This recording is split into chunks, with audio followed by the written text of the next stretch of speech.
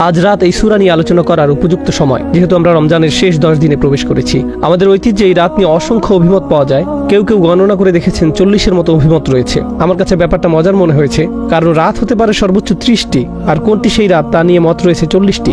এ ব্যাপারে অন্যরা অভিমত গণনা করেছেন। ইমাম রাজি 9টি অভিমত গণনা করেছেন। কেউ কেউ এমনকি এই অভিমত ব্যক্ত করেছেন যে এটি 30তম রাত বা 29তম রাত, অথবা 23তম, 21তম, 27তম রাত ইত্যাদি ইত্যাদি। কোনটি সেই রাত আজ আমি তা নিয়ে কথা বলতে যাচ্ছি না, কারণ এত সব অভিমত এবং প্রবণতা নিয়ে অধ্যয়ন করার পর সম্ভাব্য এই রাত নিয়ে আমার কাছে মনে হয়েছে যে এই রাত হলো শেষ 10 রাতের যে কোনো একটি। এটি সবচেয়ে গ্রহণযোগ্য অভিমত। আর এই রাতের ব্যাপারে আমার দৃষ্টিভঙ্গি হওয়া উচিত এরকম, প্রতি বছর এই রাতের তারিখ পরিবর্তিত হয়।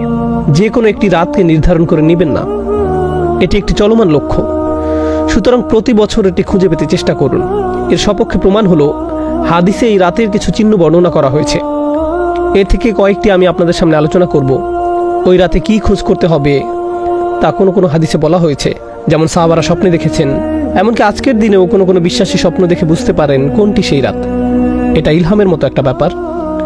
এটা এমন নয় যে স্বপ্নে দেখে তিনি সবার জন্য অনলাইনে ঘোষণা করে দিবেন। এটা মূলত তার নিজের জন্য। তিনি বুঝতে পারেন এটাই সেই রাত।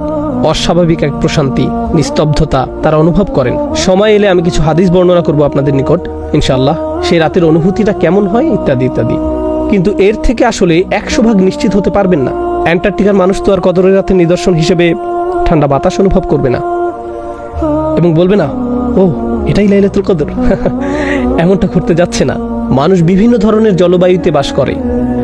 যেমন যেমন স্কটল্যান্ডে যারা বাস করে, সেখানকার জলবায়ু প্রধানত মেঘাচ্ছন্ন। এজন্য সকালবেলা সূর্যের তীব্র আলো সেখানে খুব একটা দেখা যায় না। তাই এভাবে বলা কঠিন যে অমুক অমুক নিদর্শনগুলো একেবারে পরিষ্কারভাবে লাইলাতুল কদরের প্রতি নির্দেশ করছে। কিছু কিছু নিদর্শন এই রাতের প্রতি সম্বন্ধযুক্ত করা হয়েছে, তবে এটা হার্ড কোনো সায়েন্স নয়। তবুও আমি আবারও আমার নিজেকে এবং আপনাদেরকে স্মরণ করিয়ে দিতে চাই, এই রাতের খোঁজ করা খুবই গুরুত্বপূর্ণ এক অনুসন্ধান। এটা এত বড় একটি ব্যাপার যে আল্লাহ সম্পূর্ণ একটি সূরা, একটি বা দুইটি আয়াত নয়, আল কোরআনের সম্পূর্ণ একটি সূরা উৎসর্গ করেছেন শুধু এই উদ্দেশ্যে। আর এটাই কেবল নয়, সূরা দুখানের শুরুতে তিনি আবারও এই রাতের কথা বলেছেন। 44 নম্বর সূরার প্রথম প্যাসেজ শুধু এই রাতের জন্য তিনি উৎসর্গ করেছেন। এই রাত কিসের প্রতি আভাস দেয়?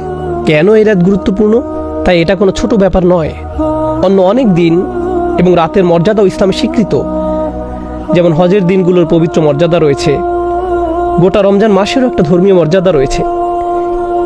কিন্তু বছরের যে কোনো সময় বা তারিখের জন্য এভাবে গোটা একটি সূরা উৎসর্গ করা হয়নি, এরকম আর হয়নি। এই ব্যাপারে কেবল আরেকটি সূরার কথা আমার মনে পড়ে, যা একটা নির্দিষ্ট সময়ের জন্য উৎসর্গ করা হয়েছে, সূরাতুল জুমআ। সেক্ষেত্রে সম্পূর্ণ সূরা এই উদ্দেশ্যে উৎসর্গ করা হয়নি, শুধু শেষের কয়েকটি আয়াত 9, 10 এবং 11।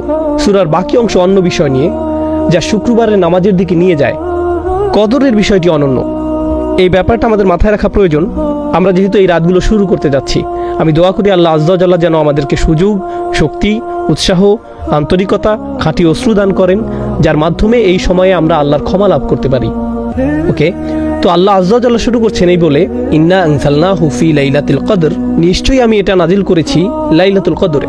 লক্ষ্য করুন, পূর্বের সূরাতে সূরার আলোকে জিবরাইল আলাইহিস সালাম প্রথম ওহী নিয়ে এসেছিলেন, কিন্তু আল্লাহ এই সমীকরণ থেকে জিবরাইল আলাইহিস সালামকে দূর করে দিলেন। যেন এমনটি বলা হচ্ছে, হ্যাঁ জিবরিল এসেছে, কিন্তু কথাগুলো আমার নিজের, আমি এই ওহী পাঠিয়েছি। তিনি নিজে ক্রেডিট নিচ্ছেন এবং এই কদরের রাতের ব্যাপারটা আরো সরাসরিভাবে বললেন।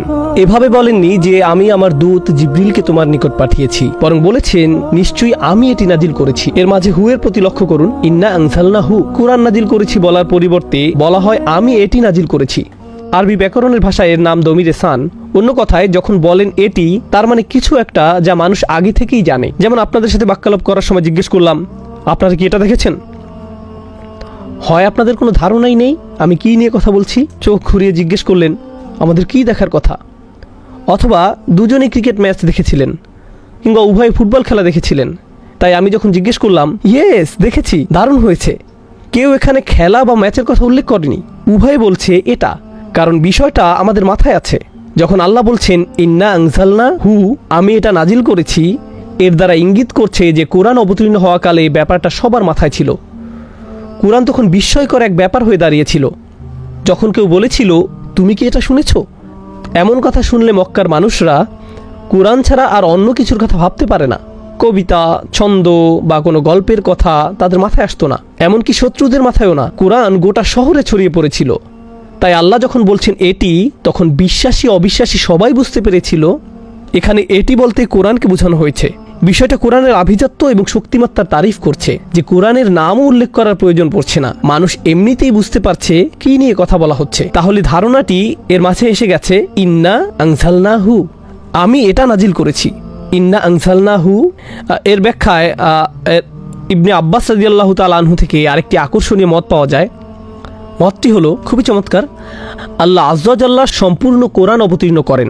আল্লাহ আয্যা ওয়া জাল্লা সপ্তম আকাশ থেকে প্রথম আকাশে এক রাতে, এই কদরের রাতে, তারপর প্রথম আকাশ থেকে দীর্ঘ 23 বছরে অল্প অল্প করে রাসূলুল্লাহ সাল্লাল্লাহু আলাইহি সাল্লামের উপর অবতীর্ণ করা হয়। সুতরাং ওহী এসেছে দুই পর্যায়ে। ইনজাল অর্থাৎ সম্পূর্ণ ওহী অবতীর্ণ হয় সপ্তম আকাশ থেকে প্রথম আকাশে এক রাতে, এরপর 23 বছরে অল্প অল্প করে পৃথিবীতে নাজিল হয়। আর এই অভিমতটি ইবনে আব্বাস রাদিয়াল্লাহু তাআলা আনহুর উপর আরোপ করা হয়। স্কলাররা বিশ্বাস করেন তিনি এটা রাসূলুল্লাহ সাল্লাল্লাহু আলাইহি সাল্লামের কাছ থেকে শিখেছেন।